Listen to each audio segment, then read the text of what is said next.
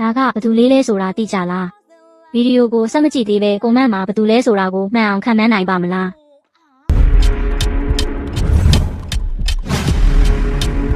မမိနိုင်တော့အောင်ကိုကွဲပြားလုံးနဲ့သူမရဲ့မိတ်ကပ်အသွင်ပြောင်းမှုကတော့တကယ့်ကိုအလန်းစားကြီးပါပဲမြန်မာပြည်ရဲ့ရုပ်ရှင်လောကမှာဘလို့ဇက်ရုပ်မျိုးကိုမဆိုတဘာဝအကြဆုံးနဲ့အပီပြင်းဆုံးတရုပ်ဆောင်နိုင်လို့ပရိသတ်တွေအမြဲချီးကျူးရတဲ့မင်းသမီးချောမင်းမီကိုကတော့အခုတခါမှလည်းအားလုံးကိုအံ့ဩမင်သက်သွားအောင်လုပ်ပြလိုက်ပြန်ပါပြီဒီစနေရဲ့နာမည်ကြီးကာတွန်းဇာတ်ကောင်မိုးအားနာအဖြစ်အသွင်ပြောင်းဖို့အတွက်အောက်ခံမိတ်ကပ်တွေကွန်ဒိုတွေနဲ့စနစ်တကျပြင်ဆင်ပြီးအသားညိုညိုစပင်ကောက်ဝတ်စုံအပြည့်နဲ့ရာနှုန်းပြည့်ထက်တူကြအောင်ပုံဖော်ထားတာကိုတွေ့ရမှာပါ